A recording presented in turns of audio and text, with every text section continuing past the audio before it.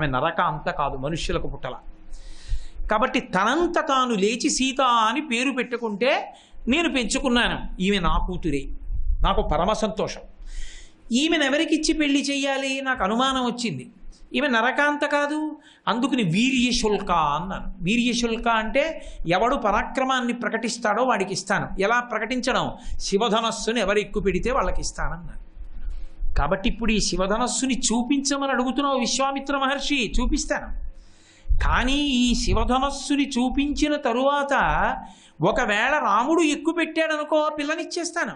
ఆ పిల్ల గురించి నరులు కాదు, ఎంతమందో భూమండలంలో ఉన్న రాజులందరూ వచ్చారు. ఎవరూ శివధనస్సును ఎక్కుపెట్టలా. ఓడిపోయిన వాళ్ళందరూ బయటికి వెళ్ళో సంఘం పెట్టుకున్నారు. ఆయన శివధనస్సును ఎక్కుపెట్టమంటాడు, ఎక్కుపెట్టిన వాడు లేడు. మరి ఆ పిల్లని ఎవరికి ఇస్తాడు? అంత అందమైన పిల్ల, అయోనిజ.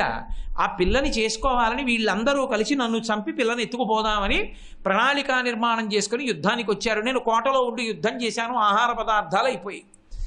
అప్పుడు నేను దేవతల్ని ప్రార్థన చేశాను. దేవతలు నాకు ఆయుధ సంపత్తిని సైన్యాన్ని ఇస్తే ఆ రాజులందరినీ ఓడించాను. ఇంత పెద్ద కథ ఉంది. అంటే ఈమెని పెళ్లి చేసుకోవాలని కోరుకోని రాజు లేడు భూమండలంలో, అంత అందగత్తె. ఇప్పుడు నిజంగా రాముడు శివధనస్సు ఎక్కుపెట్టాడు అనుకోండి, కనీసం ఆవిడ ఒకసారి చూద్దాం అనిపిస్తుంది, అనిపించదా? కాబట్టి ఇప్పుడు ఆ ధనస్సుని తీసుకొచ్చి అక్కడ పెట్టాడు. పెడితే విశ్వామిత్రుడు ఎంత తమాషాగా మాట్లాడతాడంటే, ఆయన ఎక్కడ ధనస్సు ఎక్కువ పెట్టని ఆయన లేదు. వత్స రామ ధనుప్పస్య ఇది రాఘవం అబ్రవీత్. చూడబోయ్ రామ, ఆయన ఎంత తమాషాగా మాట్లాడతాడంటే, గురుగారు ఎక్కువ పెట్టయినా అంటే సీతమ్మని పెళ్లి చేసుకోనా అని అర్థం రాదు. అందుకని ఆయన దగ్గరికి వెళ్ళి అంటాడు, ఇదం వరం బ్రహ్మం సంస్పృశామిహ బాణిన. గురువుగారు మీరు ఓ అంటే ఒక్కసారి ముట్టుకుందాం అనుకుంటున్నాను, వేపనే తోలనే పివా, తర్వాత ఎక్కువ పెట్టాలనుకుంటున్నాను. క్షత్రియుడు కదూ, సరదా ఉండదు. ఇప్పుడు ఎక్కువ పెట్టు పెళ్లి చేసుకోని విశ్వామిత్రుడు అనడం. ఎందుకు అనడంటే, అది మా నాన్నగారు కదండి నిర్ణయం చెయ్యాలంటాడు. నరుడు కదూ, అప్పుడు ఎంత గౌరవభంగం. అందుకే అనడు విశ్వామిత్రుడు ఆ మాట. రాముడి ధర్మం ఏమిటో విశ్వామిత్రుడికి తెలుసు, గురువుకి. కాబట్టి ఆయన ఇలా అన్నాడు. బాఢం, జనకుడు విశ్వామిత్రుడు ఇద్దరు ఒకేసారి. అలాగే బాఢం, ఈ మాట ఉపనయన మంత్రకృతిలో ఎక్కువ వస్తుంది, బాఢం బాఢం బాఢం అని. ఆయన వెంటనే ఆ శివధనస్సుని ఇలా తీసి ఎక్కుపెట్టి ఆ తాడు విప్పి ఒక్కసారి ఆ పైకి కట్టి ఉంచాడు. ఉంచి కడుతున్నాడు. అంతే, పెళపెళ ధ్వనులతో శివధనుర్భంగం అయింది. సభలో ఎవ్వరూ లేరు, అందరూ మూర్చిపోయారు. ఒక్క జనకుడు, విశ్వామిత్రుడు, రాముడు, లక్ష్మణుడు తప్ప వేరొకడు లేరు. ఈ నలుగురే స్పృహలో ఉన్నవాళ్ళు.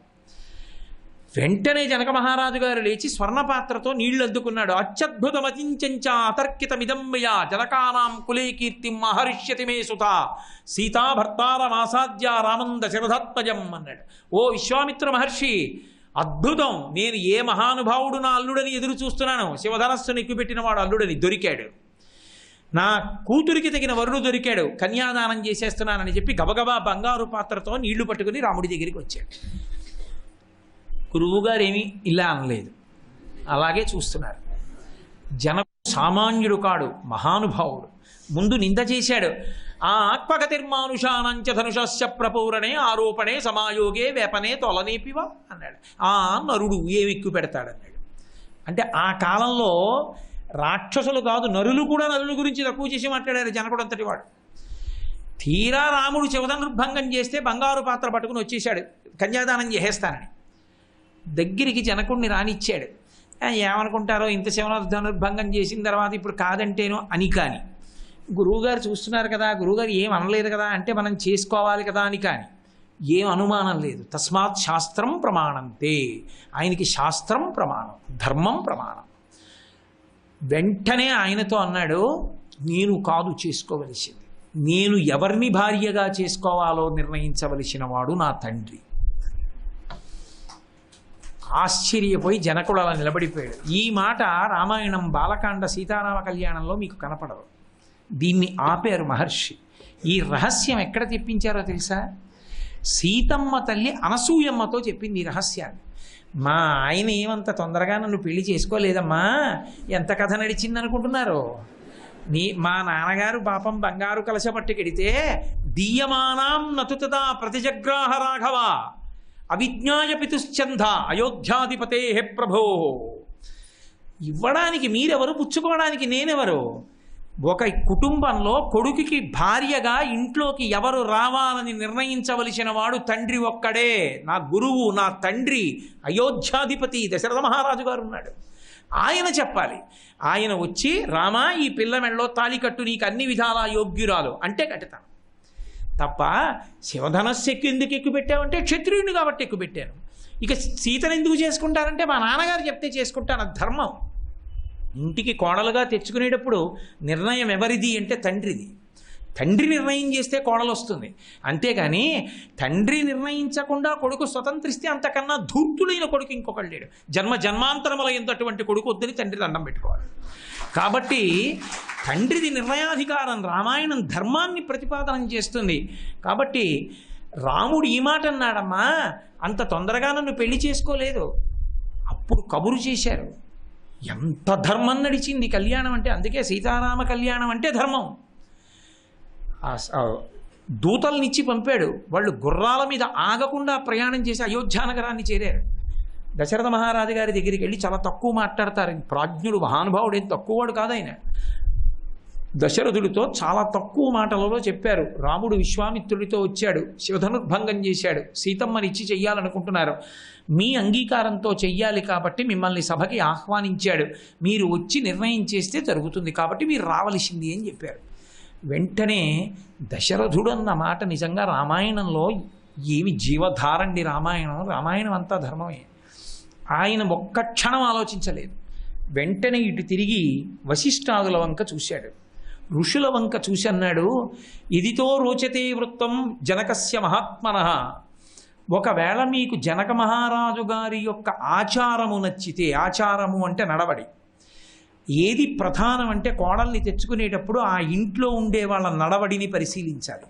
కాబట్టి ఇదితో రోచతే వృత్తం జనకస్య మహాత్మనః, మీకు కాని జనకుడి ఆచారం నచ్చితే నాకు చెప్పండి, మనం ఆలస్యం చెయ్యొద్దు. మా భూత్కాలస్య పర్యయ, వెంటనే బయలుదేరి వెళ్ళిపోతాం. ఏదో 10 రోజులు సమయం తీసుకోకూడదు. ఏది ఆధారం చేసుకుని నిర్ణయం చెయ్యాలో దాన్ని ఆధారం చేసుకుని నిర్ణయం చెయ్యాలి. పెద్దలు మీరున్నారు, చెప్పండి చేసుకోవచ్చా జనకుడి కూతుర్ని అని అడిగాడు. జనకుడా మహానుభావుడు, గొప్ప ధార్మికమైన నడవడి ఉన్నవాడు, తమ్ముడు కుశధ్వజుడు అటువంటి వాడు, కాబట్టి చేసుకోవచ్చు అన్నాడు. దశరథుడు పెద్దవాడు, అప్పటికి చాలా వృద్ధుడు. తన సైన్యాన్ని ముందు పంపాడు, ఋషుల్ని పంపించాడు, గురువుల్ని. నేను వస్తున్నాను వెనకాతలని బయలుదేరాడు. వెళ్ళారు. సీతారామ కళ్యాణం జరగడానికి ప్రధాన హేతువేది అంటే దశరథ నిర్ణయం, జనకుడి నిర్ణయం కాదు. వాళ్ళిద్దరూ కాదు నిర్ణయం చేసింది. వాళ్ళిద్దరూ కూర్చున్నారు. కూర్చుని జనక మహారాజు గారి పనుపున పౌరోహిత్యాన్ని వశిష్ఠుడు నిర్వహించాడు. గౌతమ మహర్షి కుమారుడైనటువంటి శతానందుడు జనక మహారాజు గారికి పౌరోహిత్యం చేశాడు. పౌరోహిత్యం చేయడం, ఒక వివాహం నిర్ణయం చేయడం అంటే, నా వంశం గురించి నేను చెప్పాను అనుకోండి, నేను ఉన్నవి లేనివి కల్పించి చెప్పచ్చు. పెద్దలు నిర్ణయించినారు గానా అంటే దాపరికం లేకుండా మాట్లాడాలి. అందుకే వశిష్ఠ మహర్షిని పిలిచి నా వంశం ఏమిటో చెప్పన్నాడు. ఈ వంశానికి ఆ వంశం సరిపోతుందా, చేసుకోవచ్చా అసలు అంటే మహానుభావుడు వశిష్ఠ మహర్షి చెప్పడం మొదలుపెట్టాడు. ఈ రామచంద్రమూర్తి, ఈ లక్ష్మణస్వామి, ఈ దశరథ మహారాజు, వీళ్ళ వంశం ఎంత గొప్పదో తెలుసా జనక మహారాజా? ఎక్కడో అవ్యక్తం, ప్రారంభంలో అవ్యక్తము అంటే ఈ సృష్టి ఏర్పడలేదు, పంచభూతాలు లేవు అప్పటికి. అవ్యక్తము నుండి ఏర్పడినటువంటి వాడు బ్రహ్మ. ఆ బ్రహ్మ నుండి వచ్చినవాడు మరీచి. మరీచి యొక్క కుమారుడు కశ్యపుడు. కశ్యపుని యొక్క కుమారుడు సూర్యుడు. సూర్యుని యొక్క కుమారుడు మనువు. మనువు యొక్క కుమారుడు ఇక్ష్వాకు. ఇక్ష్వాకు యొక్క కుమారుడు కుక్షి. కుక్షి కుమారుడు వికుక్షి. వికుక్షి కుమారుడు బాణుడు. బాణుని కుమారుడు అనరణ్యుడు. అనరణ్యుడి కుమారుడు పృథువు. పృథువు యొక్క కుమారుడు త్రిశంకుడు. త్రిశంకుని యొక్క కుమారుడు యవనాశ్వుడు. అతనికే దుందుమారుడు అని ఒక పేరు. ఆ దుందుమారుని యొక్క కుమారుడు మాంధాత.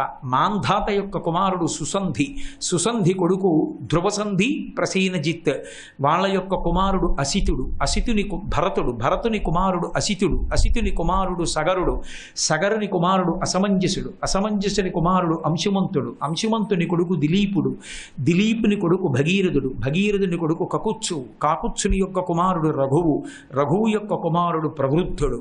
దాపరికం లేదు. రామా, ఓ జనక మహారాజా, ఆ ప్రవృద్ధుడు ఒకానొక సమయంలో నా మీదే కోపం వచ్చి నన్ను శపించడానికి చేతిలోకి నీళ్లు తీసుకున్నాడు. అతని భార్య వారించింది. గురువు, కులగురువు అయిన వశిష్ఠుణ్ణి శపిస్తావా, వంశం నశించిపోతుందండి. ఆ చేతిలో తీసుకున్న నీళ్లు ఏం చెయ్యాలో తెలియక తన పాదముల మీదే పోసుకున్నాడు. ఆ పాదాలు కాలి బొబ్బలెక్కాయి. అందుకని కల్మషపాదుడు అని పేరు. ఆ రఘువు యొక్క కుమారుడు ప్రవృద్ధుడు, ప్రవృద్ధుని కుమారుడు శంఖనుడు, శంఖనుడి కుమారుడు సుదర్శనుడు, సుదర్శనుని కుమారుడు అగ్నివర్ణుడు, అగ్నివర్ణుని యొక్క కుమారుడు శీఘ్రగుడు, శీఘ్రగుని కుమారుడు మరువు, మరువు యొక్క కుమారుడు ప్రశుశ్రుకుడు, ప్రశుశ్రుకుని కుమారుడు అంబరీషుడు, అంబరీషుని యొక్క కుమారుడు నహుషుడు, నహుషుని యొక్క కుమారుడు యయాతి, యయాతి కొడుకు నాభాగుడు, నాభాగుని యొక్క కుమారుడు అజమహారాజు, అజమహారాజు గారి కొడుకు దశరథ మహారాజు, దశరథ మహారాజు కొడుకు రామలక్ష్మణ భరత శత్రుఘ్నులు. అందులో పెద్దవాడు రామచంద్రమూర్తి, పరమ ధర్మానుష్ఠాన తత్పరుడు. అంత గొప్ప వంశం, ఆనాటి నుండి వచ్చిన వంశం. అందులో ఇక్ష్వాకు వంశం అని ప్రారంభంలో పేరు. తర్వాత రఘువు పుట్టిన కారంచేత రఘువంశం. ఈనాడు వీళ్ళు పెళ్లి కొడుకులు. కాబట్టి జనక మహారాజా, ఇది వీళ్ళ వంశం. అటువంటి వంశంలో పుట్టినటువంటి రామలక్ష్మణులకు నీ బిడ్డల్నిచ్చి వివాహం చేయి సీతని ఊర్మిళని అన్నాడు. ఆ వంశం విని మురిసిపోవడం కాదు, తన వంశం ఎంత గొప్పదో చెప్పాలి. అది ఒక పెళ్ళంటే నిశ్చితార్థం చేసుకోవడం అంటే, నిశ్చితార్థం చేసుకునేటప్పుడు తన వంశం యొక్క గొప్పతనాన్ని చెప్పుకోగలగాలి.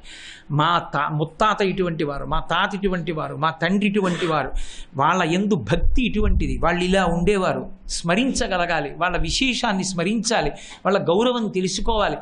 ఏమీ తెలియకుండా ఆఖరికి ప్రవర చెప్పవలసి వచ్చినా ఎవరినో పక్కవాడిని అడగవలసి వస్తే ఇంకేమి అన్యాయం పెళ్ళి, ఇంకేమి నిశ్చితార్థం. మహానుభావుడు శతానందుడు, గౌతమ మహర్షి అహల్యకి జన్మించినటువంటి కుమారుడు శతానందుడు వచ్చి కూర్చుని జనక మహారాజు గారి యొక్క వంశ విశేషాన్ని చెప్పడం ప్రారంభం చేశాడు. ఈ జనకుని యొక్క వంశంలో మొట్టమొదట ఉన్నటువంటి వాడు నిమిచక్రవర్తి. ఆ నిమిచక్రవర్తి యొక్క కుమారుడు మిథి, ఆ మిథి యొక్క కుమారుడు ఉదావసు, ఆ ఉదావసువు యొక్క కుమారుడు నందివర్ధనుడు, ఆ నందివర్ధనుడి యొక్క కుమారుడు సుకేతువు, ఆ సుకేతువు యొక్క కుమారుడు ఆ బృహద్రథుడు, ఆ బృహద్రథుని యొక్క కుమారుడు ఆ మహావీరుడు, మహావీరుని యొక్క కుమారుడు సుధృతి, ఆ సుధృతి యొక్క కుమారుడు హర్యశ్వుడు, ఆయన కుమారుడు దుష్టకేతు, ఆయన కుమారుడు మరువు, ఆ తర్వాత వచ్చినటువంటి వాడు ప్రతింధకుడు, ఆ తరువాత వచ్చినటువంటి వాడు కీర్తిరథుడు, తర్వాత వచ్చినటువంటి వాడు దేవమీఢుడు, తర్వాత వచ్చినటువంటి వాడు విభుధుడు, తరువాత వచ్చినటువంటి వాడు మహీత్రకుడు, తరువాత వచ్చినటువంటి వాడు కీర్తిరాతుడు, ఆ కీర్తిరాతుడి తర్వాత వచ్చినటువంటి వాడు మహారోముడు, మహారోముని కొడుకు స్వర్ణరోముడు, స్వర్ణరోముని కొడుకు హ్రస్వరోముడు, హ్రస్వరోముని కొడుకు జనకుడు, జనకుడి తమ్ముడు కుశధ్వజుడు. ఈ జనకుని కూతుళ్ళు సీత, ఊర్మిళ. కాబట్టి ఉభయ వంశములు సరిపోయాయి, చక్కటి వంశములు.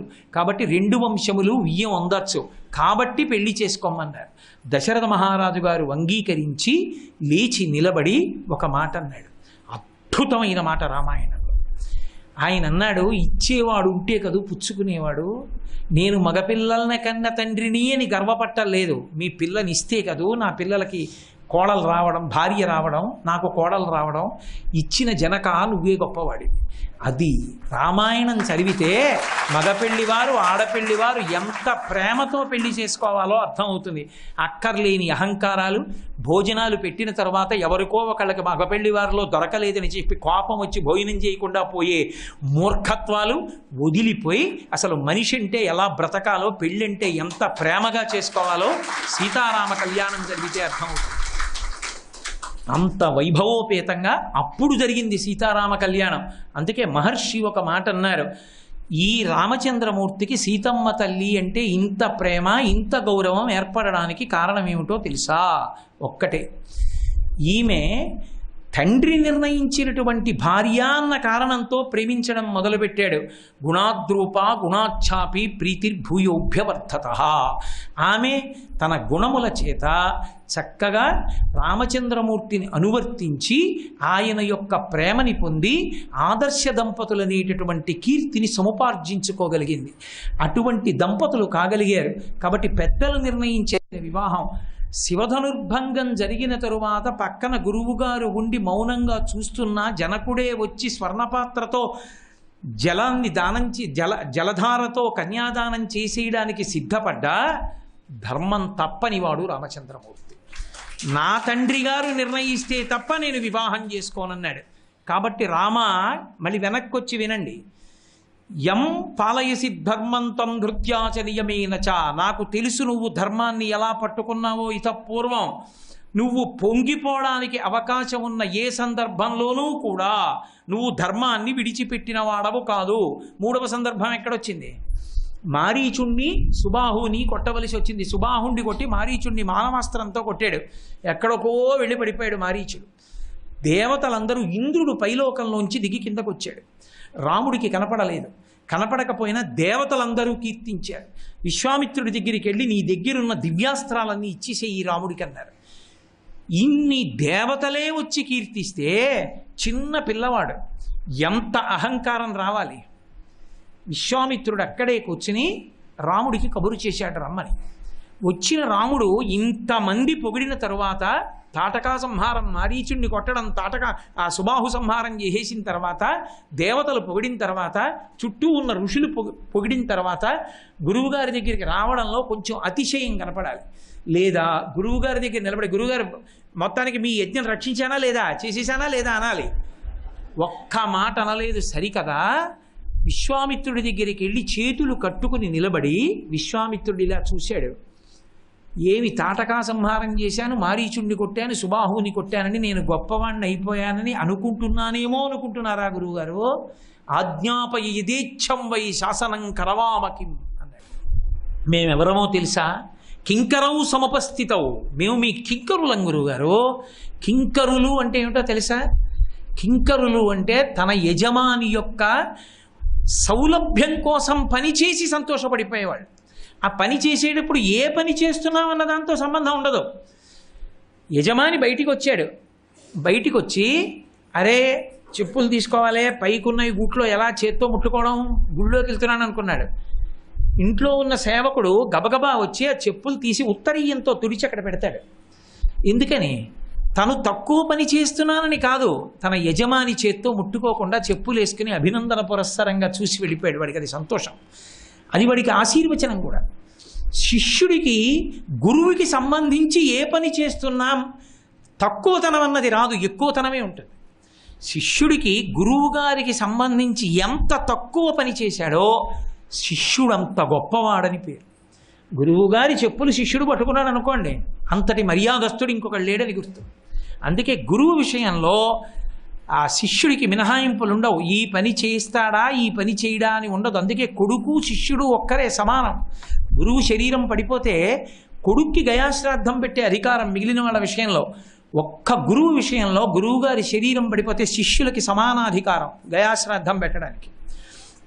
కాబట్టి కింకరౌ సముపస్థితౌ అజ్ఞాపయేదిచ్ఛం వై శాసనం కరవామకిం. శాసనం చేసి చెప్పండి గురువుగారు, మేం కింకరులం, మీరు తటపటాయించకండి అన్నవాడు రామచంద్రమూర్తి. రామ, ఈ మూడు నీకు ఆనుకూల్యతని కల్పించినవి, నువ్వు పొంగిపోయేటట్టు చేసినవి. కానీ అంత పొంగులో నువ్వు ధర్మం తప్పని వాడివి. ఇప్పుడు నేను నువ్వు ధర్మం తప్పకుండా నిలబడడానికి హేతువైనటువంటి ఒక కారణాన్ని చూశాను. ఇందులో కూడా నువ్వు ధర్మాన్ని నిలబెట్టుకున్నావు. ఎక్కడ? వ్యతిరేక దిశలో వచ్చింది. రాముడు అడగలేదు, దశరథుడే పిలిచాడు. రేపు నీకు పట్టాభిషేకం. చైత్ర శ్రీమాన్ ఇయం మాస పుణ్య పుష్పితకానన యవ్వరాజ్యాయ రామస్య సర్వం మే ఉపకల్ప్యతాం. ఇది చైత్రమాసం, వసంత ఋతువు, కాబట్టి నీకు పట్టాభిషేకం చేస్తాను. ఉపవాసం చేసి రేపు రా, నీకు పట్టాభిషేకం అన్నాడు. ఉపవాసం చేసి ఆయన పట్టాభిషేకం కోసమని మరునాడు ఉదయం వచ్చాడు. ఉదయం వచ్చేటప్పటికి ఎక్కడా సవ్వడి లేదు. సుమంత్రుడు వెళ్ళి స్తోత్రం చేశాడు దశరథ మహారాజు గారిని లేపుదామని. నేను వినలేకపోతున్నాను, బయటికి పో అన్నాడు. అర్థం కాలేదు. సుమంత్రుడు వెళ్ళిపోయాడు.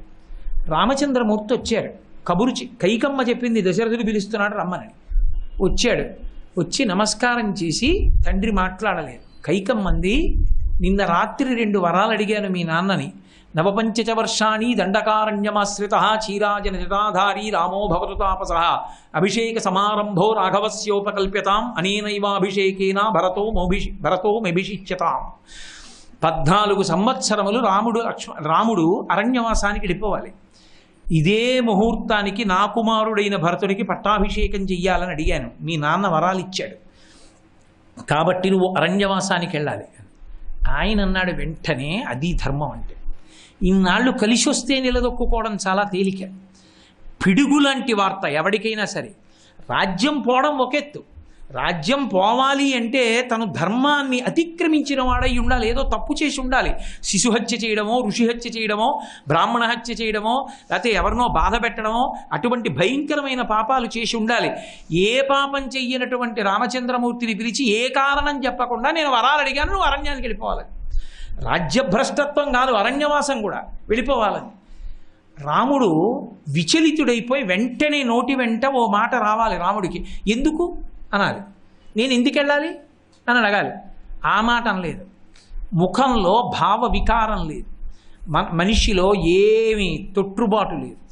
ఆయన అన్నాడు వెంటనే, నాహమర్థపరోదేవి లోకమా వస్తుముత్సహే విద్ధిమాం ఋషిభి తుల్యం కేవలం ధర్మమాస్థితం. నాహమర్థపరోదేవి, అమ్మా నేను కేవలం ఐశ్వర్యాన్ని కోరుకునేవాడిని కానమ్మా. నాకు కావలసింది ఏమిటో తెలుసా అమ్మా? కేవలముగా ధర్మము కావాలి. నేను ఋషి వంటి వాడిని. ధర్మం ఉంటే నేను సంతోషిస్తాను. అమ్మా నాకు ధర్మం ఏమిటి? నాన్నగారు నిన్నను పిలిచి రాజ్యం తీసుకో అన్నారు. నాన్నగారు శాసించారు, యవ్వరాజ్య పట్టాభిషేకం చేసుకుంటాను. ఎందుకని? తండ్రిని ధర్మమునందు నిలబెట్టిన వాడు కొడుకు. తండ్రి ఇచ్చిన మాట నిజం చెయ్యాలి కొడుకుగా. అప్పుడు నా పుత్రధర్మం పూర్తి చేసినట్టు. నిన్నను రాజ్యం తీసుకోమన్నారు, తీసుకుంటానన్నారు. ఇవాళ నాన్నగారు అరణ్యానికి వెళ్ళిపోమన్నారు. ఇప్పుడు కూడా నాన్నగారి మాటను నిజం చేసిన వాడే కొడుకు కాబట్టి వెళ్ళిపోతాను. అమ్మ నాకు ధర్మం కావాలి, కానీ రాజ్యం వస్తే ధర్మమా, రాజ్యం ఇవ్వకపోతే ధర్మమాతో నాకు సంబంధం లేదు. నాకు కావలసింది ధర్మం ఒక్కటే. నాహమర్థపరోదేవి లోకమా వస్తుముత్సహే విద్ధిమాం ఋషిభి తుల్యం కేవలం ధర్మమాస్థితం. నాకు ధర్మం ఒక్కటే కావాలమ్మా. అందుకని నాకు నాన్నగారి మాట ప్రకారం వెళ్ళిపోవడం ఇష్టం, కానీ ఒక్కందుకు బాధపడుతున్నాను. నాన్నగారు ఎందుకమ్మా నాతో మాట్లాడటం లేదు, నాన్నగారు ఎందుకమ్మా నన్ను చూడటం లేదని అడిగాడు. నిజంగా దశరథ మహారాజు గారు రాముడి వంక చూడండి, ఏ తప్పు చెయ్యని రాముణ్ణి అరణ్యవాసానికి పంపించేస్తున్నానని బెంగపెట్టుకుని పలకరించలేదు. కానీ కైకమ్మంది, తను రాజ్యం ఇస్తానన్నాడు భరతుడికి, కానీ నిజంగా పట్టాభిషేకం ఎప్పుడు జరుగుతుంది? 2వ వరం ఉంది, అరణ్యవాసానికి నువ్వు వెళ్ళిపోవాలి. నువ్వు ముహూర్తాలు పెట్టుకుని మీనమేషాలు లెక్క పెడితే తన మాట అప్పటి వరకు నిజం అవ్వదు. కాబట్టి నువ్వు అరణ్యానికి వెడితే తప్ప అన్నం నీళ్లు ముట్టనని మీ నాన్న కూర్చున్నాడు, తొందరగా వెళ్ళిపోవాలి. అయ్యో అమ్మా, ఇందుకా నాన్నగారు బెంగ పెట్టుకున్నారు, ఇప్పుడే వెళ్ళిపోతున్నానమ్మా అన్నాడు. అని అభిషేక సంభారములకన్నిటికీ ప్రదక్షిణం చేసి తిరిగి వచ్చేసాడు. తిరిగి వస్తూనే కౌసల్యా మందిరంలోకి వెళ్ళాడు. రాముడు ఉద్రేకపడకపోవచ్చు, కానీ ఉద్రేకపరచే వ్యక్తులు మాట్లాడినప్పుడు మళ్ళీ ధర్మం తప్పకుండా ఉండగలగాలి. అది ధర్మం అంటే. ధర్మానికి నిలబడేటప్పుడు అప్పటికి తనకి రాజ్యం ఇష్టం లేకపోవచ్చు, ఎందుకు వదిలేయాలయా అని బలమైన ప్రతిపాదన తీసుకొచ్చి ఒక ఆయన మాట్లాడాడు అనుకోండి, తను ఏమీ మాట్లాడకుండా ఊరుకున్నాడు అనుకోండి, జరిగే పనులు జరిగిపోయి మళ్ళీ రాజ్యం వస్తుంది. ధర్మం కోసం అన్న మాటకి నిలబడి మాట్లాడగలగాలి. అది శాస్త్రమే మాట్లాడాలి. అది నిజంగా నమ్మకం, విశ్వాసం, పూనిక, ఆచరణ. తమ్ముడు లక్ష్మణస్వామి వచ్చాడు, పెదవులు అదిరిపోతూ, గురోరప్యవలిప్తస్యా కార్యాకార్యమజానతః ఉత్పదం ప్రతిపన్నస్యా కార్యం భవతి శాసనం. అన్నయ్య తండ్రి కావచ్చు, గురోరప్యవలిప్తస్య, గురువు అంటే పెద్దవాడు తండ్రి.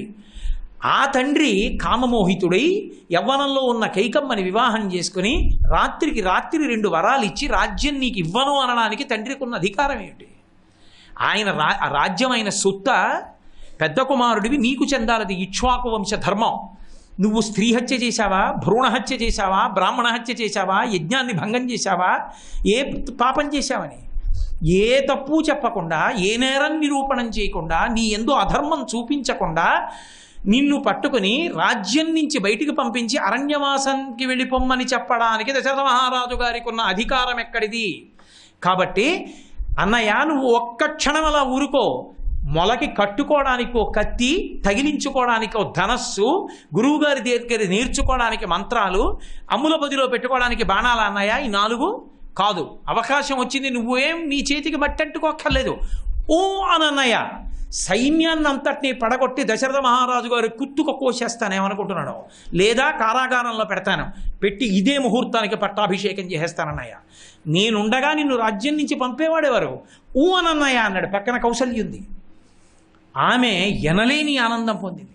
రామా, నా మాట విని, ఇప్పటికైనా తమ్ముడు లక్ష్మణుడు చెప్పిన మాట వినండి అంటే ఆయన అన్నాడు, ఓరి పిచ్చివాడా, నేను నీకు అంతే అర్థమయ్యాను. అసంకల్పితమేవేహ యదకస్మాత్ ప్రవర్తతే నివర్త్యారంభమారబ్ధం అనుదైవస్య కర్మతత్. ఏమిరా, నాన్నగారిని కారాగారంలో పెడతాను, నాన్నగారి కుత్తుక కోసేస్తాను, ఆయన మన నాన్నగారా అని అడుగుతున్నావు కదా. నిన్న రాత్రి పిలిచి రాజ్యం ఇస్తానన్నవాడు ఎవరు? నాన్నగారేనా? నిన్న రాత్రి పిలిచి యవ్వరాజ్య పట్టాభిషేకం చేసుకోమంటే నాన్నగారా? ఇవాళ పిలిచి అరణ్యవాసానికి వెళ్ళరా అంటే నాన్నగారు కాదా? చంపేస్తావా? ఇప్పటికీ నాన్నగారికి రాజ్యం ఇవ్వాలనే ఉంది. నిన్న రాత్రి వరకు కైకమ్మకి నేనంటే పరమ ప్రేమ.